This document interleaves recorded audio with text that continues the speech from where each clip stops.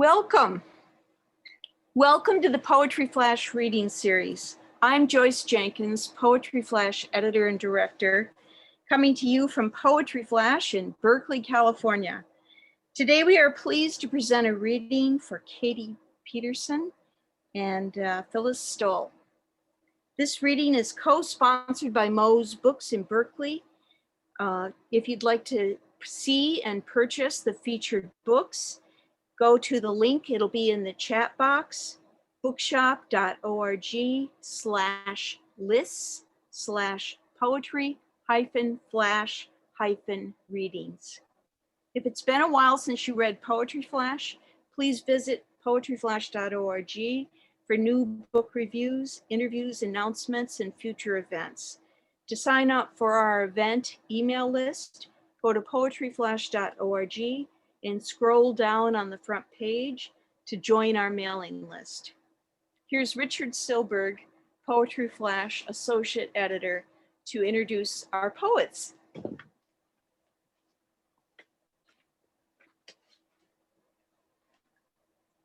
Hi everybody.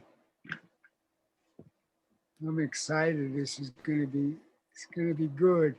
Although I'm flying a little blind, I feel like I'm interested. You know, if you're on stage and say, Macduff this way comes, and he walks on to your back from the other side of the stage, because I have not read two of the key books that are going to be read tonight, but we will do our very best, and the reading will be of its own worth, despite my bumbling.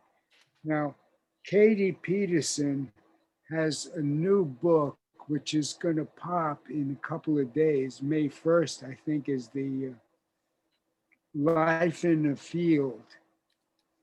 And I have not read it, but I will. I'm looking forward to get my hands on it.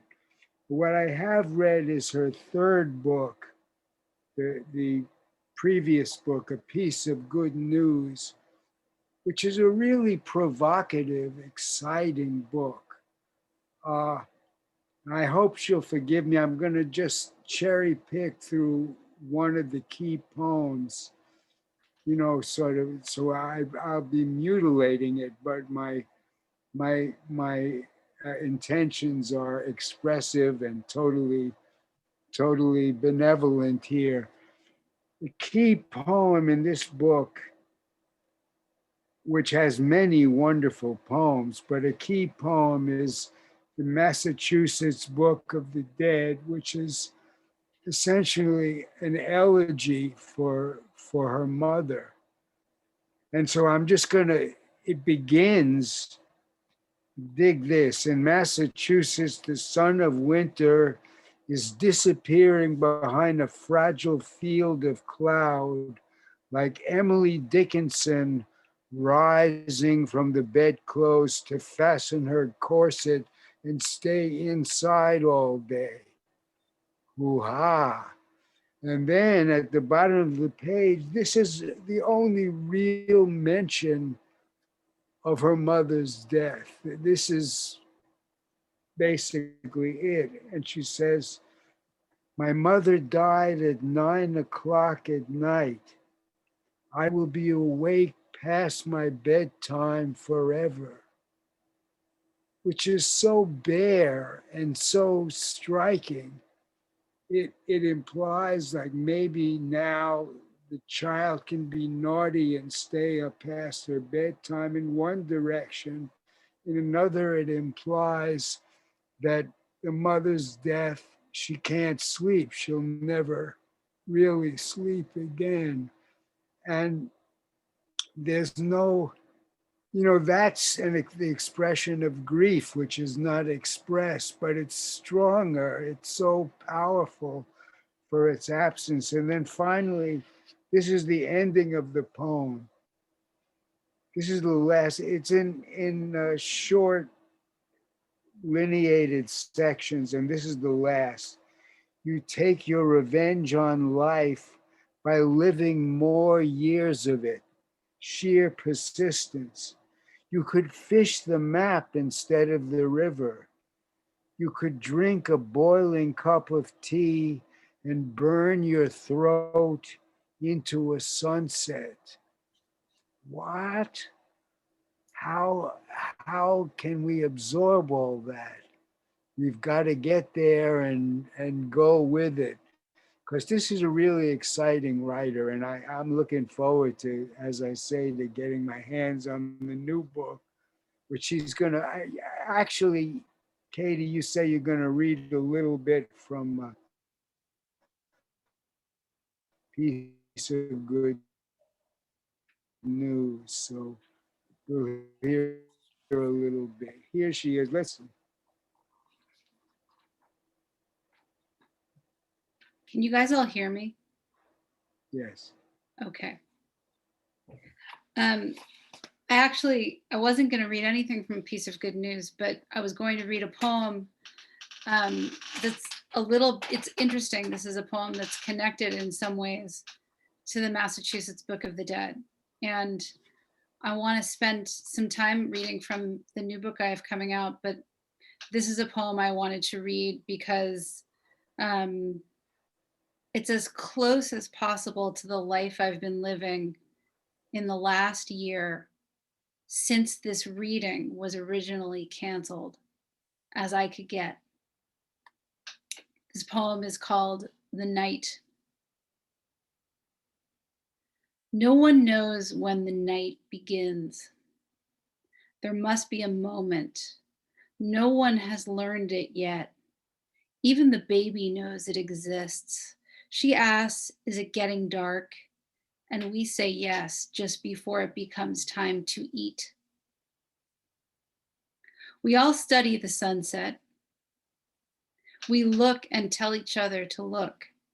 Our view through trees stays free and close. Lucky, we do not have to pay or drive to keep ourselves aligned with time by looking at what looks like fire, staying a little longer without burning. No one knows when the night begins if beginning means preparing for sleep. First, the fairies chase the children across the little plate. The baby's left hand forks her bite of chicken, a gesture centered in the wrist, like a first letter, in this case an E, a bit like a weather vane. The fairies chase the children's green wheelbarrow as bits of salt and fat get taken off the surface by the water in the washer and go into the ground. The fairies continue to chase the children's faces in a story we cannot seem to find in any of our books. Someone is always putting the baby to bed. The child loves the book about the storm and says so. Loves the mother rocking the baby who resembles a bundle of clothes a runaway might put together and says so.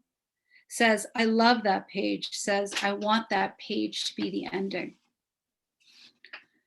Everyone understands the moment the lights go off does not equal the moment sleep begins, but has anyone discovered whether this could be the beginning of the night? Many have rearranged both comforter and pillow to deliberate the point. The raccoon mothers have never asked. Night persists in the noses of the deer.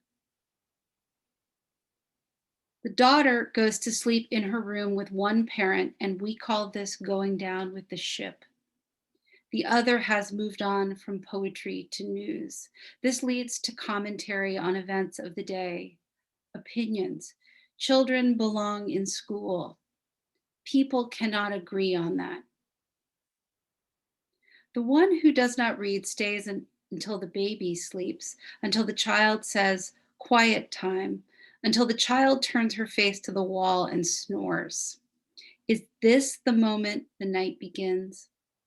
Is this moment the icy measure of the three of them entering into nature and the conditions of necessity together? Mother or father in the room with the child, mother or father sleeping under a book.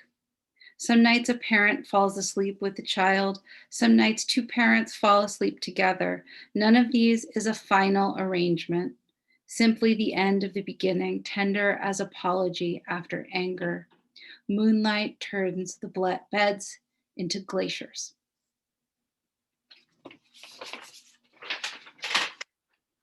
wanted to read that poem first because it's in lines. But so much of what I'm going to read tonight isn't in lines, because this book that I wrote that's coming out in a few days, it's about to drop, is actually in paragraphs. And I've become more comfortable saying that it's in paragraphs as opposed to saying it's in prose, because it doesn't quite feel like prose to me. I want to thank Poetry Flash for having us.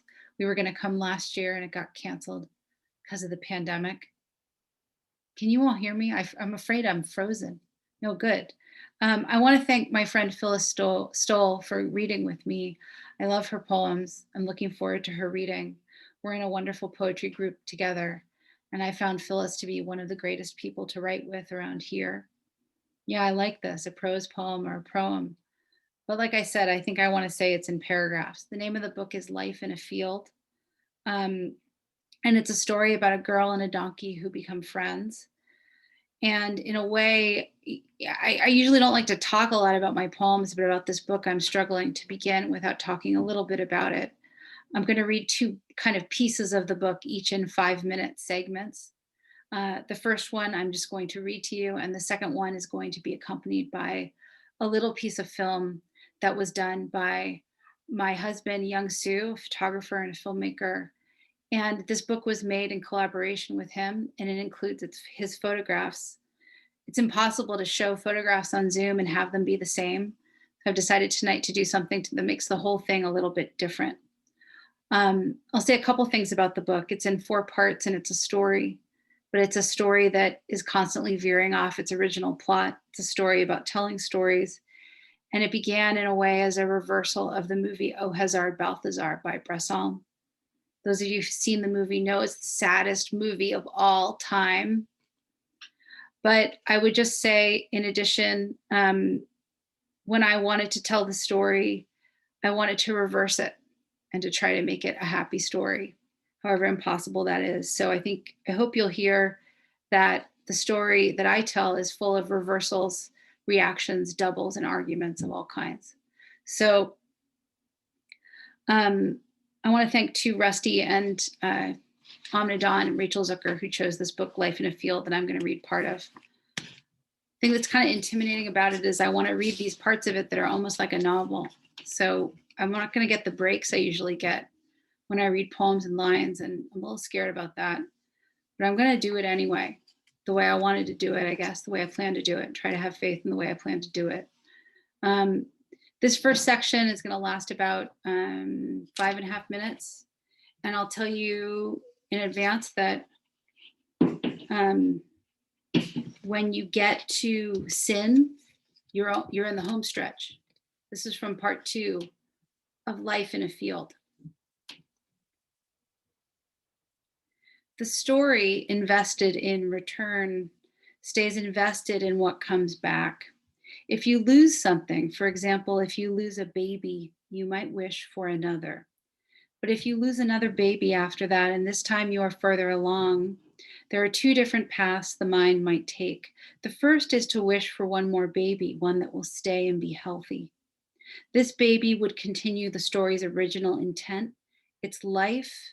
Its teething would feel like a fulfillment, a word that has the word fill in it. The ear reminds you after you say it. The second path, well, it's not a path, it's a person. The second person wishes for 2 babies because now 2 are owed him or her. It doesn't have to be babies. A poet writes, I lost 2 cities, lovely ones. There could be no end to this. 2 is not the last number. 2 is more like the possibility of any greater number. What the story might wish for could become unwieldy and difficult to distinguish from a desire for reward. The girl has shifted her position. She's trying not to scare the donkey. She's trying to get closer to the tuft of white inside his ear. Has she put her arms around him already, and is this actually a friendly denouement? Or has their alliance not been secured yet, and does this dance still dovetail with courtship? It seems he receives her words first as warmth, then as breath and sweat. I suspect that if we get closer, our presence will startle each of them in opposite directions. And the point is to keep their combination in the landscape, isn't it? So we should stay here. Of the occasional glimpses of his mother, the donkey makes a story. The time between, like a piece of cloth cut. After the moment of measuring, the scissors equals a kind of surprise. Surprise is the story. No order embeds itself in the story like a reporter who will show you the way to the bunker or up the ladder to the place where the bombs are. The story cannot predict anything for the donkey, poor creature. He knows neither the hour nor the day, but the world calendars the sudden gestures it makes towards him. Market day, the day the owner delivers flour and money to the banker to address the possibility of foreclosure. Twice a year, picnic day, when the donkey's mother takes the children of the other farmer down to the river to play. How can he be sad? He's a donkey. He accommodates based on resources. He goes where the food is. The story he lives through includes sudden changes of world. It does not necessarily mean plot. It does not mean your expectations are fulfilled. Are the donkey's expectations fulfilled? The donkey is often scared.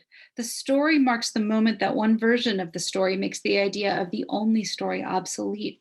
It obsolesces that. I am so glad there is a verb with a direct object to describe what it does. And the world of the barn has its comforts. Though a goat can be selfish, the barn's stalls are separated so that each animal can eat all the food he or she wants alone. And isn't that the best case scenario? Privacy and abundance. And there is not another donkey. And isn't this also good, not to have to compete, to be the only one of your kind? Isn't this what everyone wants? In less prosperous countries, they say the isolation of the donkey is a problem. Most families can only afford one and they treat it badly. But here, the solitude of the well cared for animal is a point of pride, be carried like a banner. The donkey doesn't realize, he eats.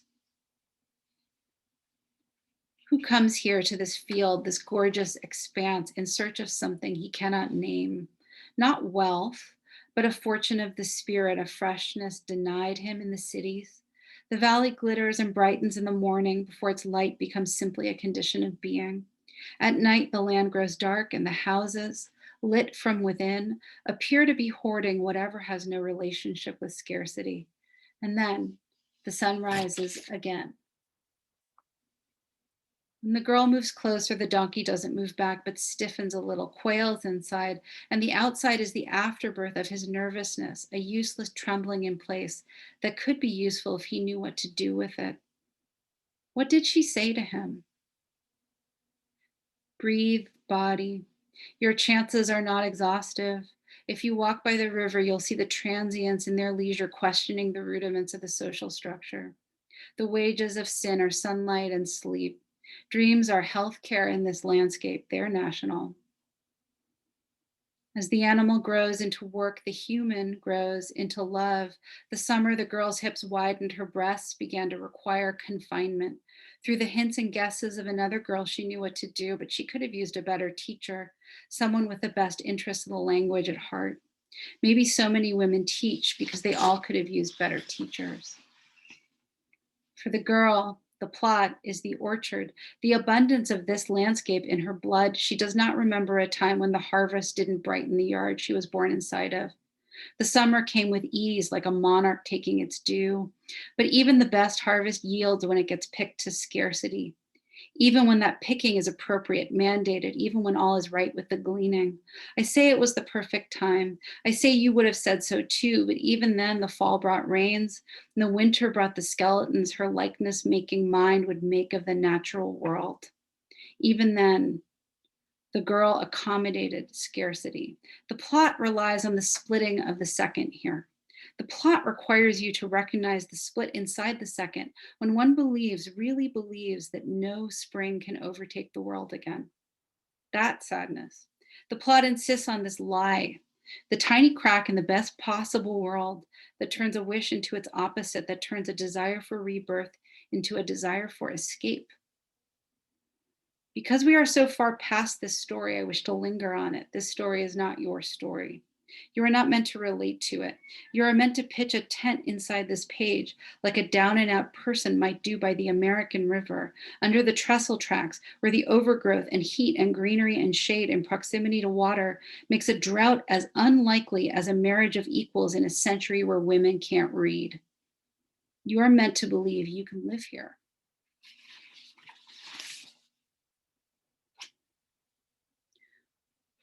So let's take a little break from that for a second, and I'll tell you about the second part.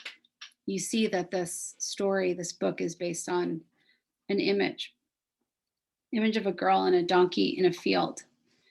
And part of what I was trying to do was see everything that I could do with that image in language.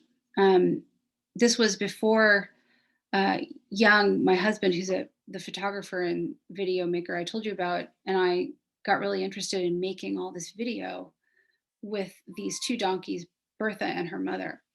So what I want to tell you about this book is one of the reasons why, there are so many reasons why Zoom is inadequate. We could like do a brainstorming session right now and just talk about all the ways in which Zoom is inadequate. One of the reasons why it's inadequate for me to really present to you this book because it has these beautiful folios of photographs in it. And there's really no way I can show them to you in a way that dignifies them. And because of that, I decided, what if I do something completely different? And the completely different thing I want to do is show you one of these videos that we made and read part 3 of this book as you watch the video. There's an element of randomness to this, right? So I've timed the reading and I've timed the video. Part of what I want you to see is the convergence between the image and the text. Like I said, this book is full of these doubles and confrontations, and one of them is the photographs and the text. I hope you see them in the video that I'm going to show you. And I wish I could get my little picture out of it, and just show you the video, but that's not how this Zoomy thing works. So you'll see me almost like a little commentator, and this should last about, 5 minutes or so.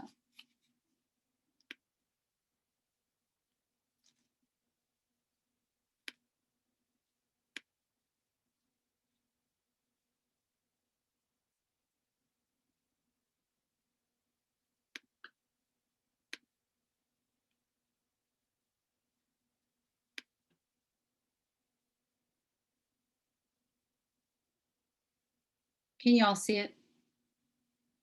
Great.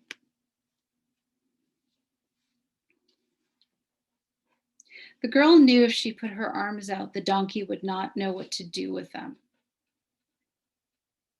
The girl's voice enters the donkey, not her tongue. Civilization should take a page from this. Each and every last man should take a page from this. And she does not sing, and her breasts are not outlined by her light summer dress. She's wearing a mechanic's jumpsuit with her name stitched on it in script. She's not wearing a black lace brassiere underneath. Everything she has, she's been given by her mother. Her town might be the last one without a store, but the other towns aren't telling. Clothes in her town are like flowers in a tropical country. Everyone gets enough. No one wants too many because they're always around, always there, really. A top hat on a haystack, a lace petticoat draped over a fence, a t-shirt from a national park found at the edge of the forest. The firefighters in her town are never overworked until the end of the season. I wanted to let go of sugar and eat everything else. I estranged myself from bread, enough eating Christmas for this bloodstream, enough celebration for this liver, enough appetite. I looked for something else. I would have done anything. This is the nature of a bargain. You would do anything, and then you are asked to do a specific thing you do not wish to do. This is the difference between me and the donkey, whose opposite I am. The donkey doesn't want to do anything but eat. She's saying no work, or is it no worst? Is she quoting or saying something like a prophecy? When she makes the words with her mouth, her eyes light up, and the donkey, he exhibits stereotypical behavior, and she believes she experiences love, or at least the aftermath of beauty. which is love's opposite. Opposite because beauty makes you greedy, and love repurposes your greed as selflessness. They cannot even go for a walk together. A walk together doesn't even make sense. She can read to him, but he won't read back. Maybe for the donkey, memory is a form of reading. When she touches his neck, he remembers that another good person did so. He puts together then with his imagination, a la Ignatius Loyola, the original scene of goodness. The original scene of goodness is a person taking mercy on a donkey as his mother was led away to another field. A human who knew enough to say sorry and maybe draw his or her hand along the neck to indicate to the young donkey, a child, that warmness still existed in the world. The original scene of goodness involves a stranger. The original scene of goodness isn't a family. The donkey baby had no name. Once born, he had less than that, a name bestowed out of just enough care. A name must worry in excess about its own appropriateness in order to truly count. To name someone himself, to donkey a donkey, has an apt simplicity, but isn't anything really. On the other hand, to name a girl means a girl must appear. For instance, if you were to name a girl Francesca Joy, if that was the name you might choose, you might imagine lace in her future, but you wouldn't doubt her nerve. If you were to name her Emily, you might imagine the lace to take a more geometric shape. In any scene on the beach, Emily would run. To go back to Francesca Joy for a minute, you might doubt she was a runner. So let us name her Emily instead, and maybe the joy can be implied. Let us not gild the lily. Our first try tried too hard. Our second try has given birth to something small. Now we must try again. What does the other hand look like? Is it a left hand? Why does it always come in to remind you of the way things don't have to happen? Is there a way things don't have to happen? After all, what is a girl if no young man appears?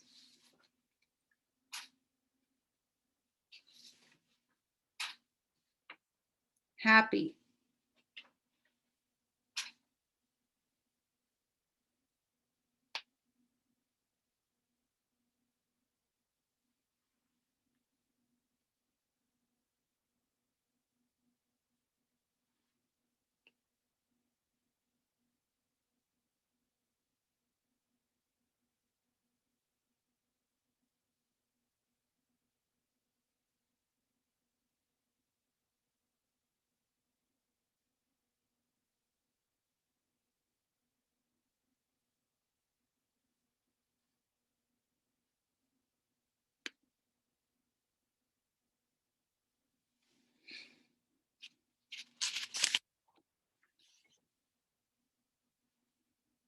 All right, so I'm almost done.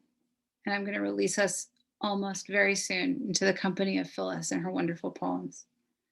I wanted to just read to close one poem about the spring,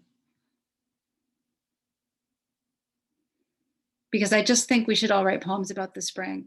And I've got nothing to say about it except for that. So I want to say thank you again to Phyllis and to everyone at Poetry Flash, to Richard for that wonderful introduction, to Joyce for everything.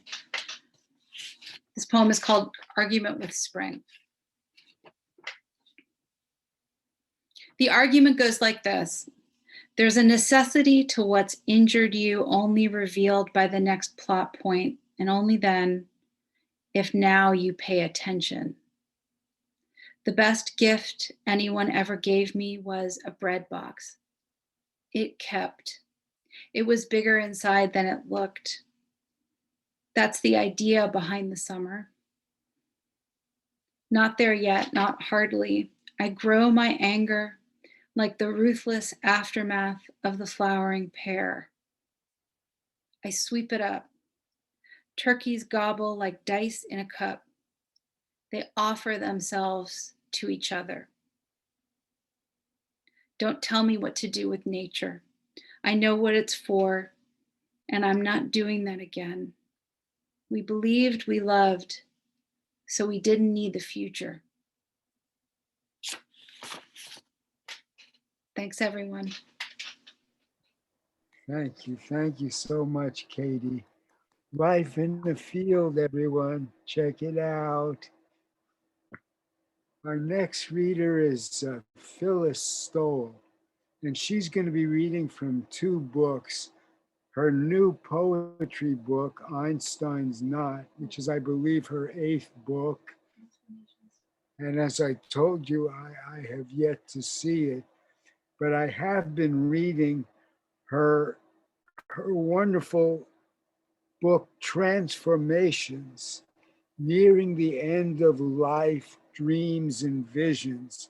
Now, let me just tell you a couple of things about Phyllis, because this is germane. She has a PhD in poetry and depth psychology, and she's a former chair of the Friends of the Institute, which is the C.J. Jung Institute, because this book, Transformations, is a veritable festival of Jungian dream interpretation. But more importantly, it's a very rich book of a woman's life, of a, there was a little girl who was born a minister's daughter, born, I think, in La Crosse, Wisconsin. Husbands, one who didn't work out, and one who was the love of her life, who she lost. And there's just so much richness in here, a sense of mysteries being expounded. And she ends with a series of what looks like conventional poetry, but it's really a continuation of the Jungian experiences, and ends. All of this is balancing, as for any of us in our 7th and 8th decades, against the big unknown. And the book dances there and ends pretty triumphantly. So let's give her a warm welcome, Phyllis Stohl. Thanks, Richard. And also thanks to Joyce for planning this a long time ago. And to finally be here seems kind of amazing. Maybe that's a sign of where we're headed, given maybe a possible hope for the future. It's a pleasure to read with Katie. She's a valued friend and I think a marvelous poet. And I think we just saw some of this, or heard it as well. I'm going to do something very weird, and I'm going to just do it, and you'll have to bear with it. I began my creative life as a painter. And the cover of my first book, Ascent to Solitude, is a painting of the Gonigrad. In college, I switched to writing. And in the 70s, I did an MA in creative writing at San Francisco State before they had an MFA. Ascent to Solitude was published in 1983.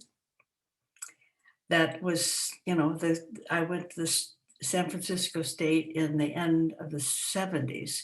So it took me 4 or 5 years to even get one book out. So don't despair, those of you who are struggling. So anyway, this is the book, and this is the cover, and that's the Gonigrad. I'm going to read one poem about a neighbor from when we had a place in Bandon, and he lived next door. And it's called In the House of a Man. Owl smell, pungent, relentless, barricades the door.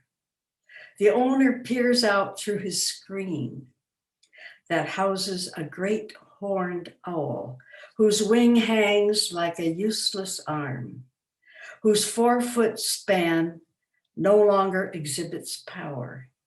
He remains a cripple who drifted into town and stayed, a fixed glare, a wild flapping at approach.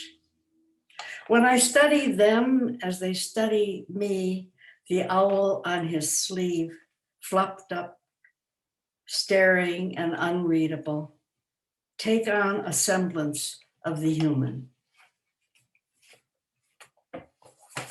The next book I'm going to read was the second book called Engraved Tablet, and it's about my second husband, and I traveled to France. So the first part is about France.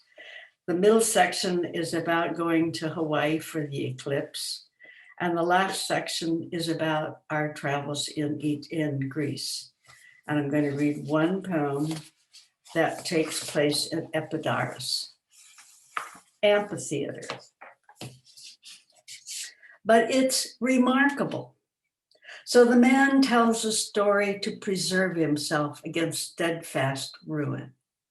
His hike to the site under the moon's relentless pressure, under the noon's relentless pressure, a xenophobic bus driver, having dropped them like turds, his luggage carrier wheels jarring, slipping on the unmeasured mile of loose gravel, his exhausted, humble sigh at the end of a sight of festive blue.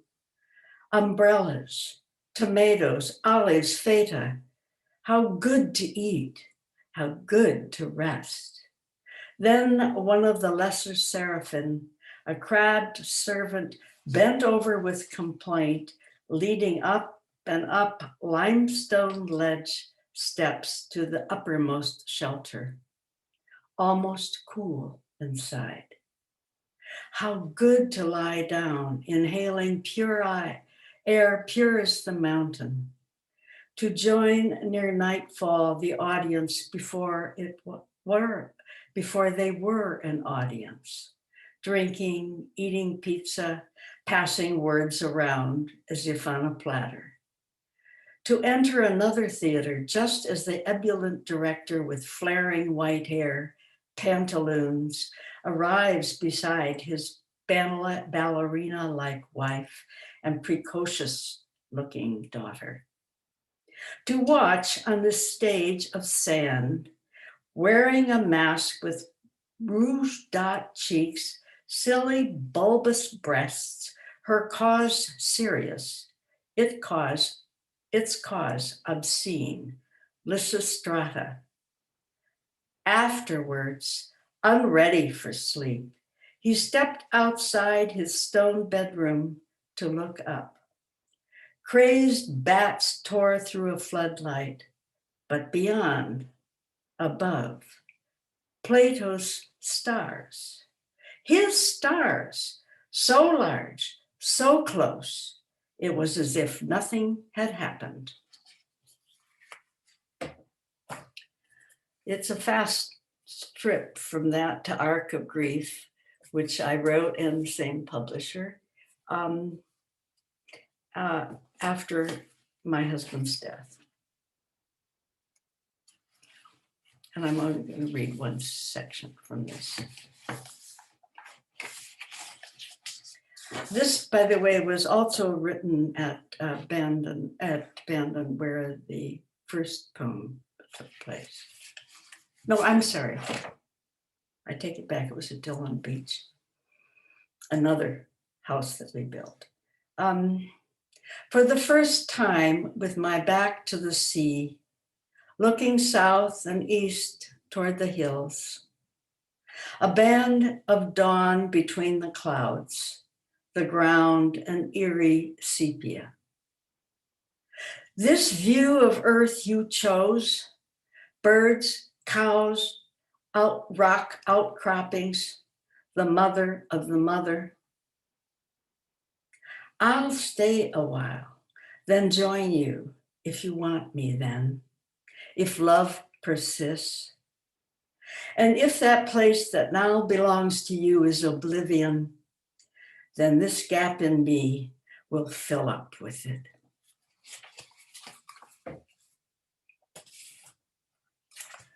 The next book is called Sundered by Kingfisher Press. He's a Jungian publisher. And I'm going to read the last poem from it called Silences.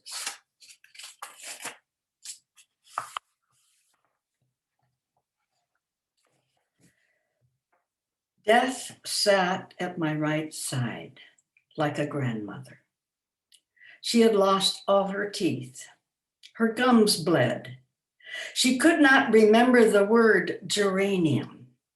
That red made him weep. He would never paint, never again wonder at that color. Hours after she needed it, she remembered geranium, but there was nowhere to say it. She could not comprehend why it came so uselessly, taunting her with a future of opacities, as if she would not be allowed to know herself, nor the soul, nor the subtle body. If at the end you do not make an immortal subtle body. Next to me, my love felt unwell. I reclined his seat, brushed his forehead with my lips, his forehead cool and sweaty. In a hushed voice, asked him, was he comfortable? And he whispered, yes. And he whispered more, but his words drifted off into air. Then a violent man broke in. We struggled in silence, but he was stronger than I. Someone prays who has no prayer, and no one, neither one God nor beast, nor iconic beast to whom to pray. Someone summoned to withstand, as if before she could assist the supplicant, the sorceress wanted first to test this container.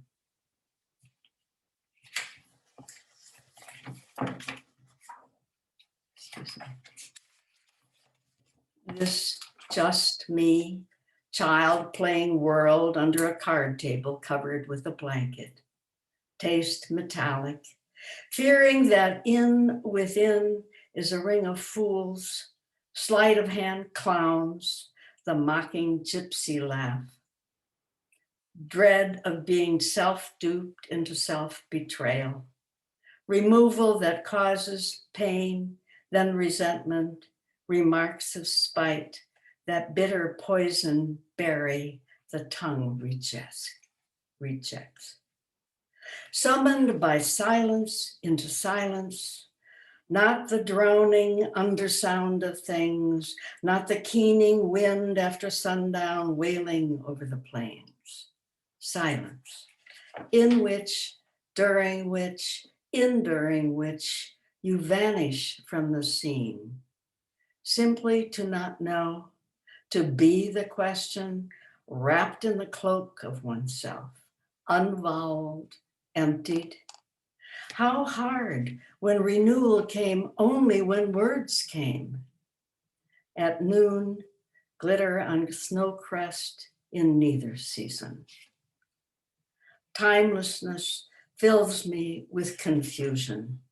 I sit in darkness, my brain hurting with the torn, wrenched cries of my daughter, who is tormented by an unimaginable cruelty, probing her son like a hot knife. And I can do nothing, the mother who fails the mother. As comforter, the abiding one fails us. There is another I have heard, who is not mother, who possesses an earthly light. How do I make myself strong enough to contain her and not be shattered beyond self-recognition? Surely that is why I have found myself in this desolate, hope-ridden state, to wait in the stillness and act so very like my mother's, exorbitant, severe, who only once let me see her cry. The next book is very different. It's called Shield Boucle. It's translated, it's a bilingual. It was translated into French by Claire Malroux. And my daughter and I did this together. She did the drawings and I wrote the poetry. And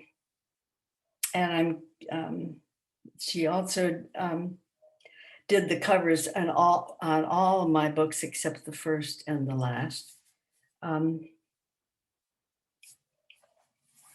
P.S. She just retired today. I'm going to read the very end of it called The River. It's a section of the end called The River. We were staying at a priory. I was staying at a priory at the Centre d'Art in the south of Paris, facing the Seine in the countryside. The river where it flows, murky green or neutral, rippling, reflecting an unreflecting sky, swift, gravitating downstream, parting and swirling at the stone base of the bridge. Black and white pigeons swooping under it, at the church bell scattering, as if suddenly driven mad, where we see through dormant trees, past our lives passing. Tranquil on the surface, shimmer of tree trunks, almost mirage, maze of ginger yellow branches, black railing, white slatted chair, the window frame, tablecloth design of fig, hand of a woman with a blue sleeve after a troubled night. What was painful has passed. What was most cherished has passed. The sky is not blue. Does it matter?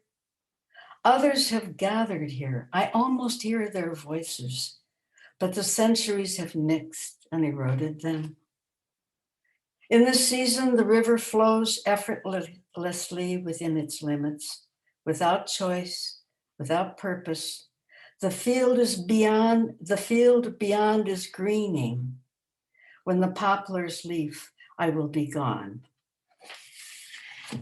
Sunrise of blood orange in the river mirror snarl of root, bramble, deadwood. Here in the old priory, I teach myself acceptance. What was painful has passed. What was most cherished has passed. The sky is not blue. Does it matter?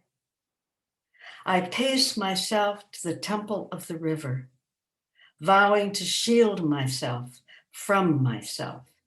Deliberately, I walk into smoke of burning straw, breathing in long ago leaf burning to exorcise the death wintering in me.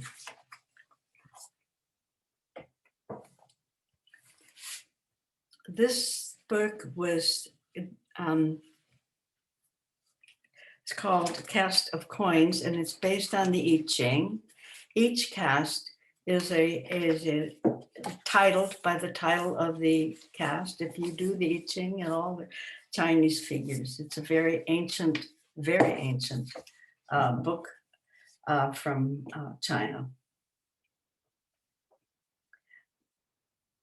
After completion, I'm sorry. I don't know which one I want to read.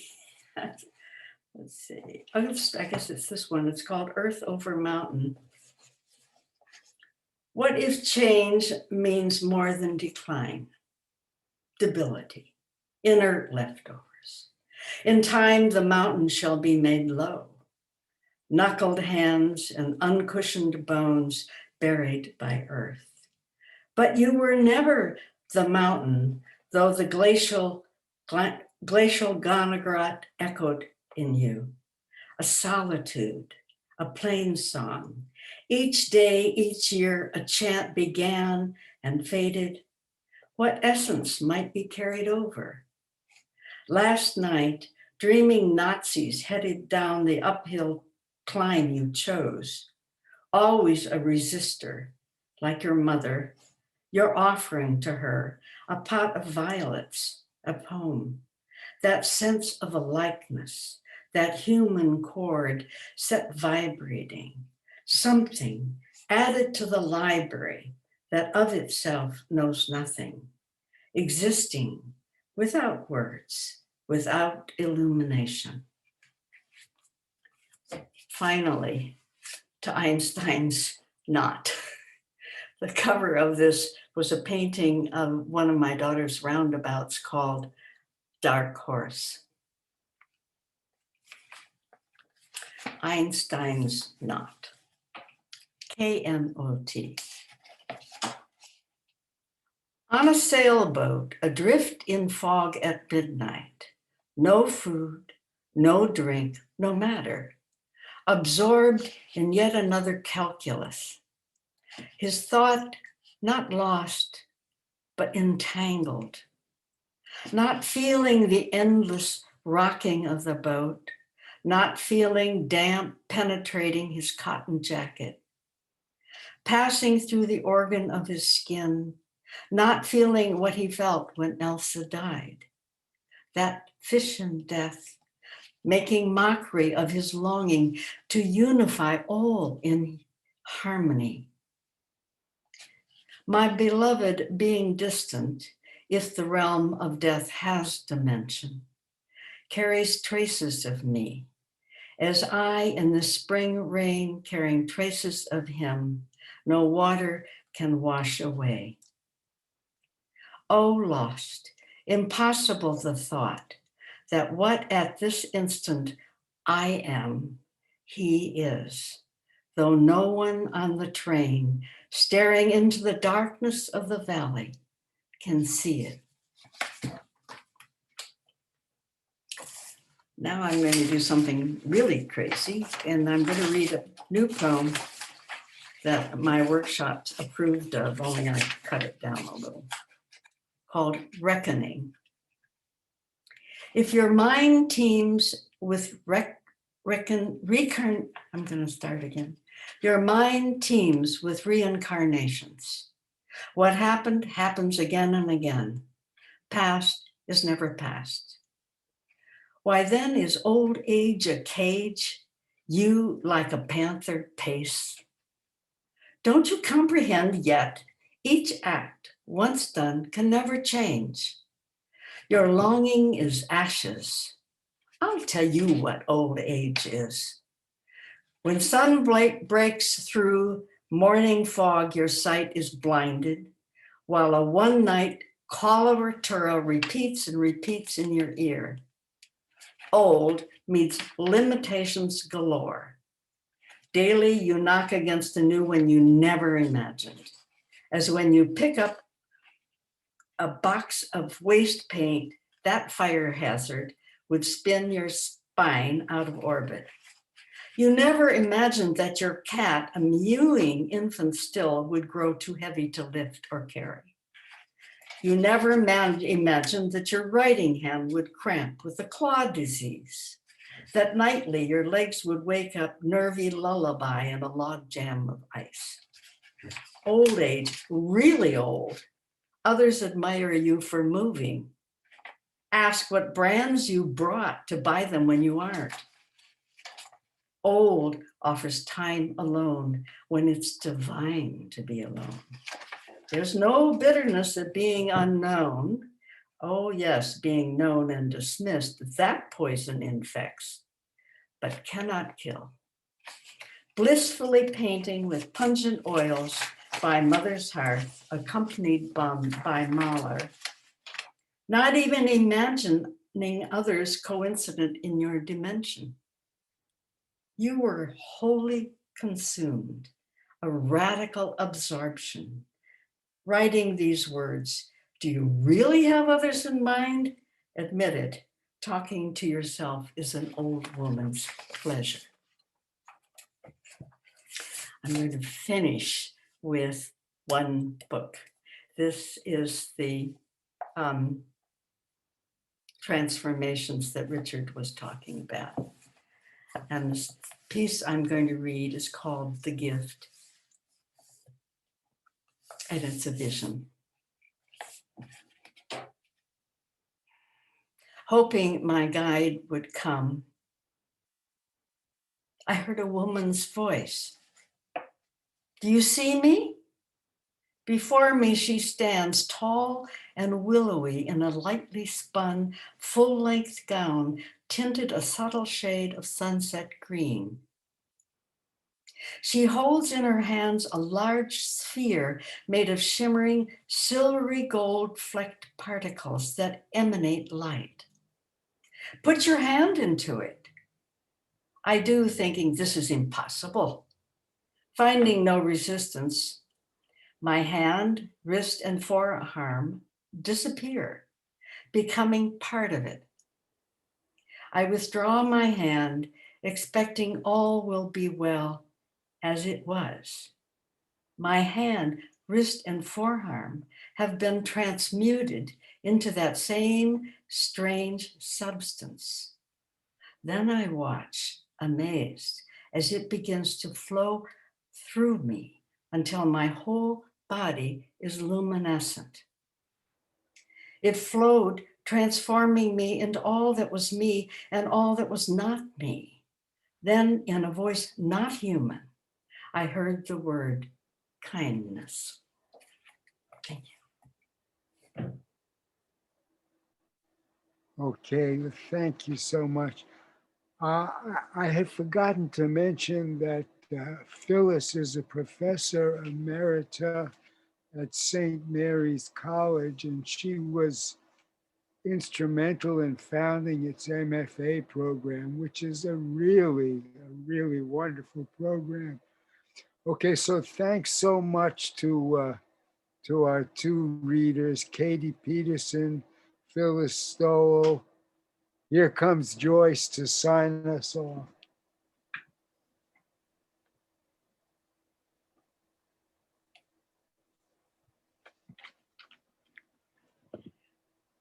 Hi, thank you so much for that beautiful, beautiful reading.